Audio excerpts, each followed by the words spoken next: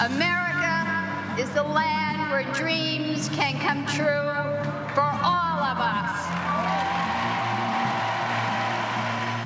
That was Geraldine Ferraro back in 1984 addressing the Democratic National Convention as the vice presidential candidate and the first woman ever on a major party ticket for the White House. 40 years on, and Democrats led by Kamala Harris are once again eyeing that hard glass ceiling, something Hillary Clinton referred to last night. Together, we've put a lot of cracks in the highest, hardest glass ceiling. And tonight, so close to breaking through once and for all.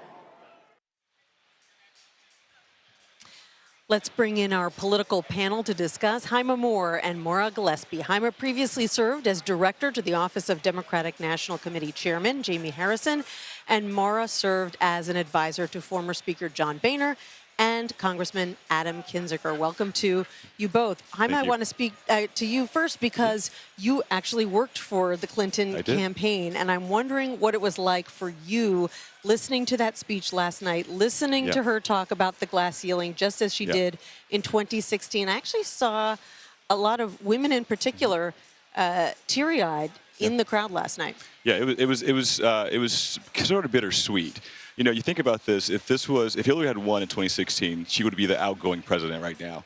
And so it was really bittersweet, but she was fantastic. Some people said this was like the Beijing speech, but on steroids, and maybe more important. So Hillary Clinton laid out the foundation for Kamala Harris, for many women who are running right now, as she mentioned. And so for us to listen to that speech last night as staff, we were just so proud of her that she can step back into the arena and support Kamala Harris so full-throatedly. Yeah, and it was definitely a different tone than we've heard from her in the past. That was really interesting. Correct, Maura, we're going to hear from a number of Republicans tonight and all week, in fact, including your former boss, Adam Kinzinger, but we're also going to be hearing from Stephanie Grisham. She is the former press secretary for former President Trump. Do you think that having Republicans here on the stage at the Democratic National Convention, which is kind of a novelty, do you think that that actually moves the needle for moderates or disaffected Republicans? I think it certainly sends a message and allows people who are on the fence about who they really want to support in this election at the top of the ticket to look and see what others are doing who have expressed their concerns or who have expressed, a dissatisfaction with both those choices. I think that for Adam Kinzinger, an opportunity for him to be on the stage on Thursday is a huge opportunity for him. And will it move people to, the Kamala Harris, Tim Walz ticket? I don't know, but it might. And I think if they can focus on the issues and the fact that our democracy is at stake, that's really where I think they can win people over. Things like women's issues, things like women's health. They can pull people back to their side and make them realize that they won't lose their Republican status by this one election, but that down ballot, they can still vote Republican, but maybe at the top of the ticket, kind of, explain to them what's at stake here. That's an opportunity where I think they should really be honing in on that issue.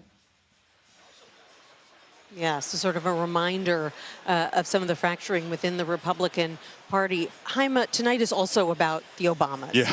Former President Obama is speaking. Former First Lady Michelle Obama is speaking as well. He, of course, broke his own glass ceiling. First president of color. What do you think we're going to hear from him tonight? I mean, this is so exciting. You think about this, Nancy. 20 years ago to this day, he spoke to the Democratic National Convention for the first time, and he started his career. He launched his career.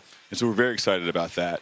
But a couple of things. I think Barack Obama is going to be a validator. He's done that for multiple candidates. He did it for Joe Biden in 2020. He's going to do it for Kamala Harris tonight. Talk about the economy. He's one of the presidents that understands when he became president in 2008, the economy was completely going to the ground. And so he understands how to bring the economy back. He understands coalition building. He understands the reality of the historic aspect of this.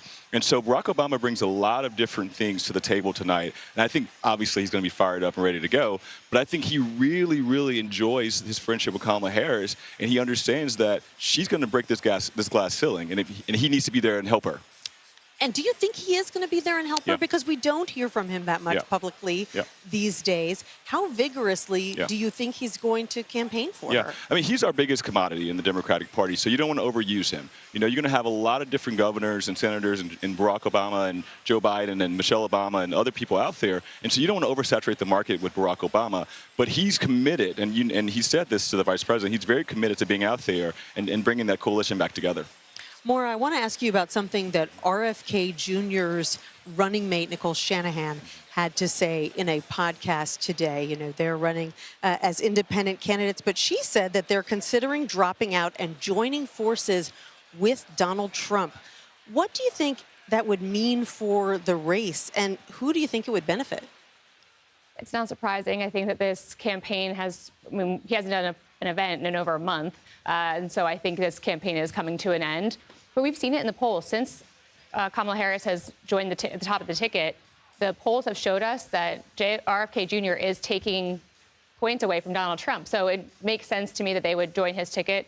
I think RFK Jr. is just looking for a cabinet spot at this point. He's looking for a position, and he thinks that he has a better chance at the Trump team than he does the Democratic ticket. So, and he has expressed, frustration with the DNC for more or less, in his opinion, blocking his ticket from being part of anything, especially in New York and different lawsuits. So I do see him playing whatever card he has left.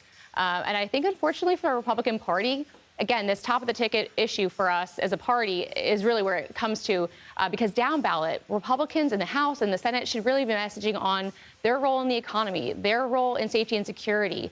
And I know that's hard for a lot of members to do, but they really do need to distance themselves from Trump and focus on the issues. If he's refusing to do so, they need to be on message.